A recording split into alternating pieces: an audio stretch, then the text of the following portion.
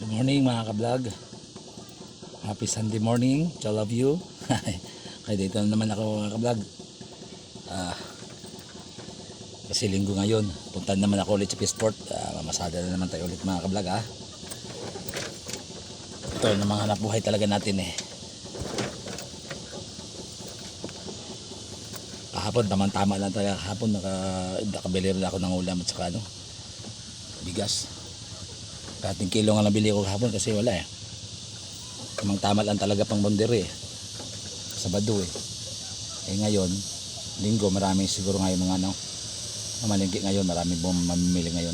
Punta ko na muna ako sa Peaceport tapos sa palingki. Kaya subukan natin.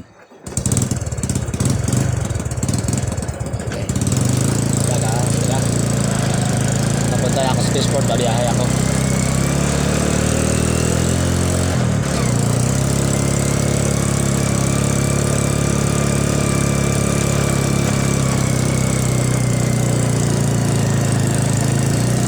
Dito kasi kapitan dito sa dapitan ng lugar namin dito sa kapitan. Tahimik ang lugar dito eh. Peaceful na lugar ito, tahimik sa napaka-peaceful na lugar.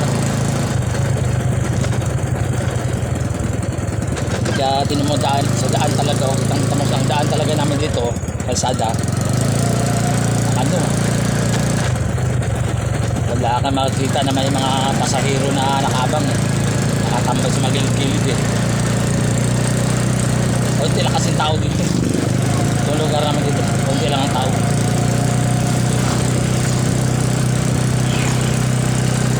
Kaya ang ito ang department school dito tatlo yun eh, Novo, Balisor at saka Prince. Yun lang, tapos may isang Peaceport, may palingki. Yun lang ang dito, kaya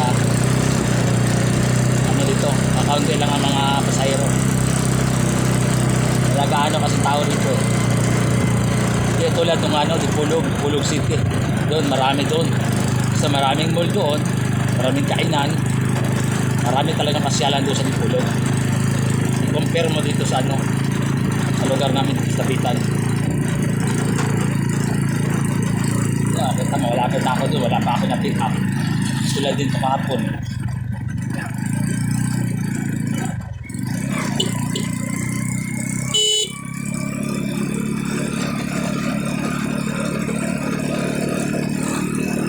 Okay mga ka-vlog ha. Maya eh, update ko kayo maya.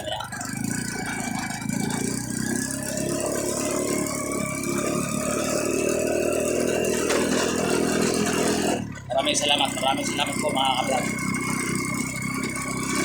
Maraming salamat.